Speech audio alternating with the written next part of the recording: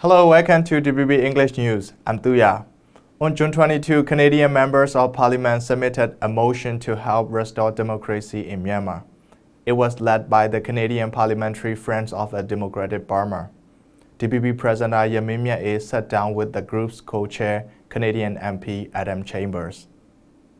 I know that you are focusing on Myanmar issues and also what for the Myanmar peoples and that community. So could you please tell me about that? Sure. So I'm a first-term member of Parliament from Simcoe North. My predecessor, Bruce Stanton, was the chair of Parliamentary Association to bring awareness to issues happening in Burma and Myanmar.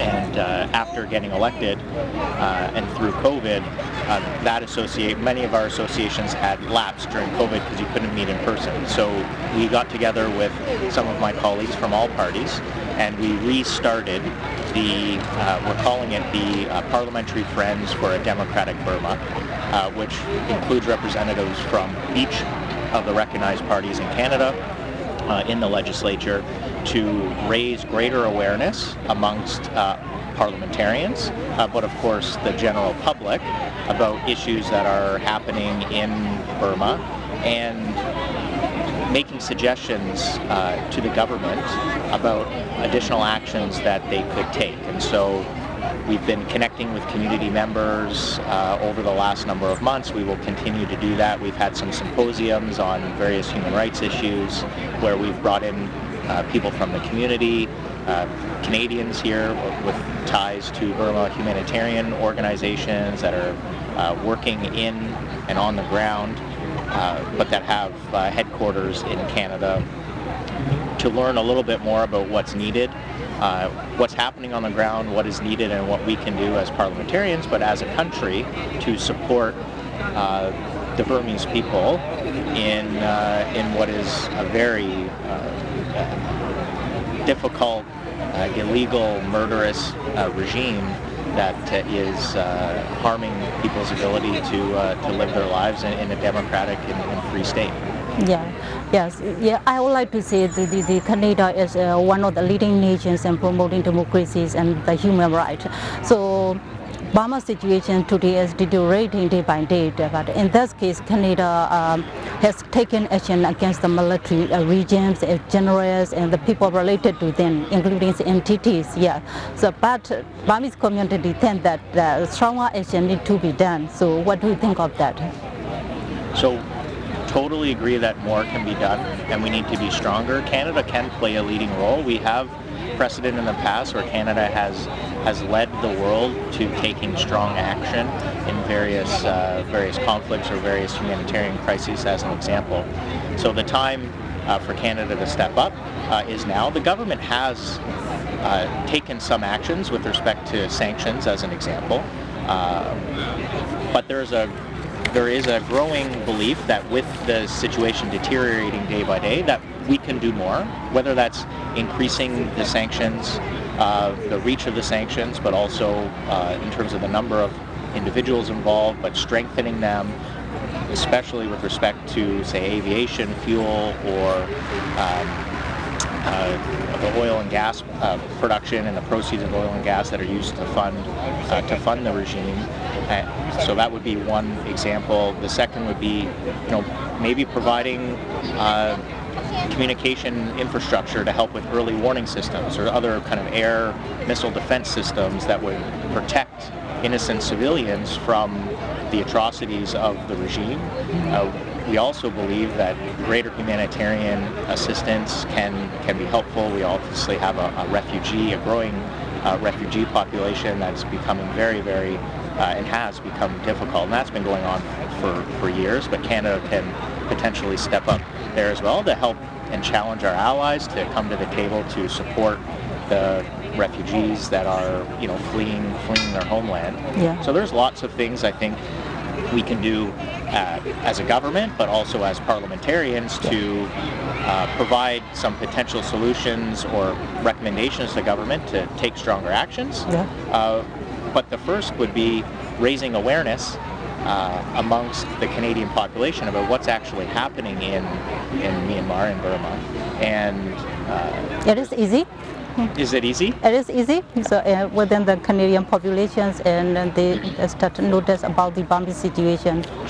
So I would say it's easy. It's easy to, once you have people's attention, Yeah. they are interested to learn about what's happening, or when they hear about what's happening, everyone agrees Yeah. that it is that more needs to be done to stop it. Yeah. What is challenging sometimes is you're always kind of fighting for a little bit of attention in the first place. Yeah. And more often than not, it's not that people are aware and don't care. It's more often that people aren't aware. So what we have to do first and foremost is make people aware. You know, I'm a rookie politician. I've only been elected for almost 2 years, Yeah. so it's my first term. Yeah.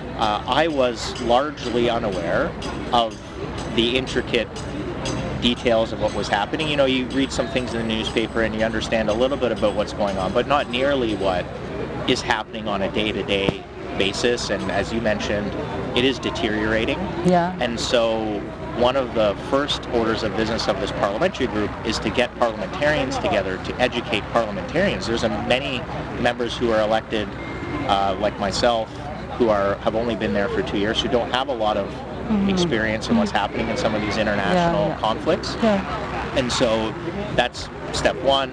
Step two is then raising awareness with the broader Canadian community, continuing on some of the work from the previous parliamentary group, which was chaired very well by my predecessor, Bruce Stanton. So building on some of their success and connecting with the community. I mean, more often than not, the recommendations for what needs to be done will come from community members who have family on the ground, who know what's happening on a day-to-day basis. So opening up a dialogue and a direct discussion with people who have lived experience with what's happening on a day-to-day basis is very important.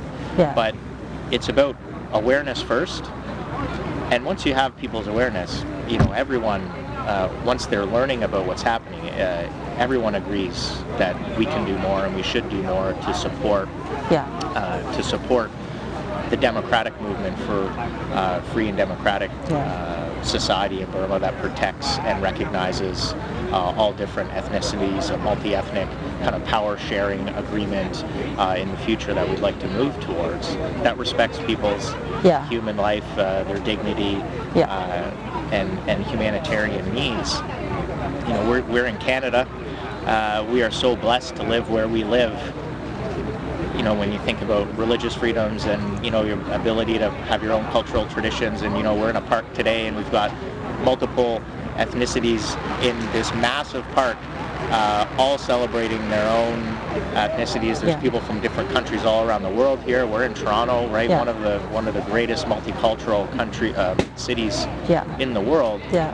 But not everybody has the same freedoms that we do here, and so it's incumbent upon us as elected officials to let people know that not everybody has it as good as that we have it in Canada.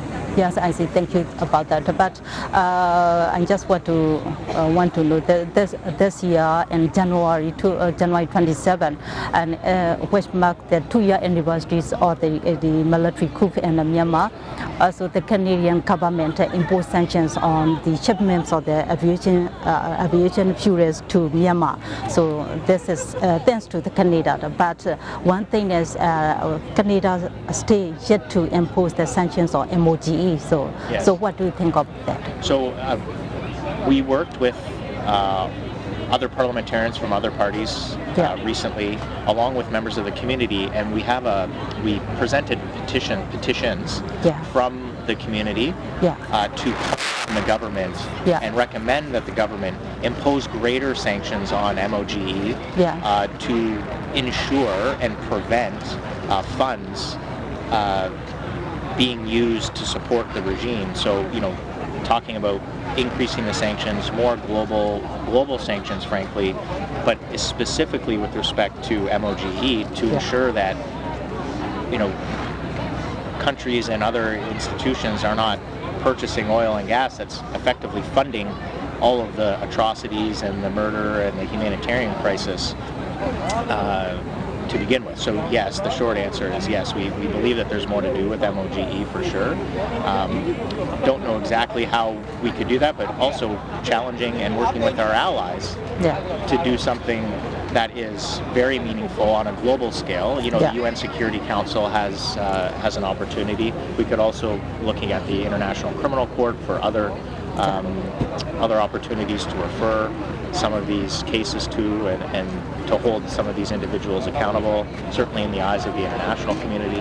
So I think there's lots of opportunities to do more, but you raised a good one, and the MOGE is one we've specifically heard from the community, and we specifically included that in the petition that was tabled in the House of Commons on behalf of the community. Oh yeah, thank you. So another one. Last month in July, the Mr. Robert Oliphant, the Parliamentary Secretary to the Ministry of Foreign Affairs, meet with Dozima, also NUG Foreign Minister. So what is the meaning of that? Well, it's an important meeting as a recognition of the state of Canada meeting with the NUG as legitimate government, legitimate government in Burma and Myanmar. And so, you know, that is important on a few levels. One, it's a symbolic recognition, which is, you know, important for the rest of the world to see, but also for Canadians to see that the NUG is the legitimate governing body.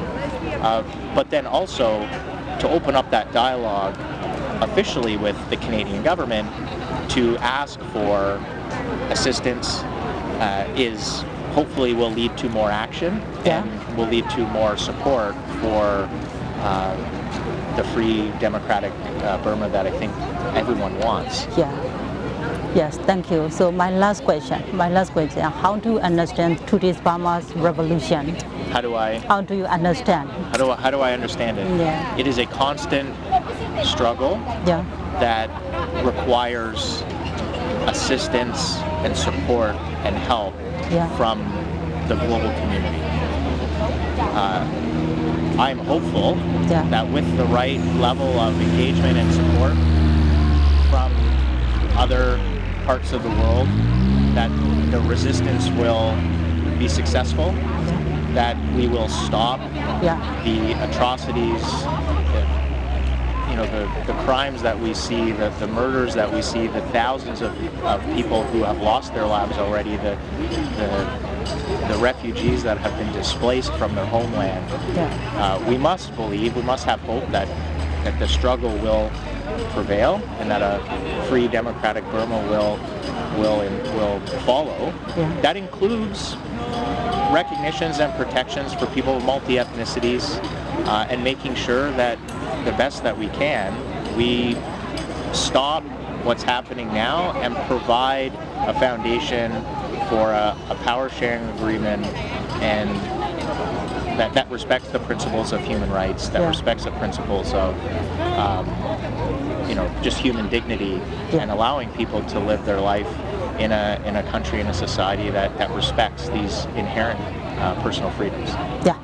Thank you. You provided valuable insight into the situation. Thank you so much. Thank you for having me.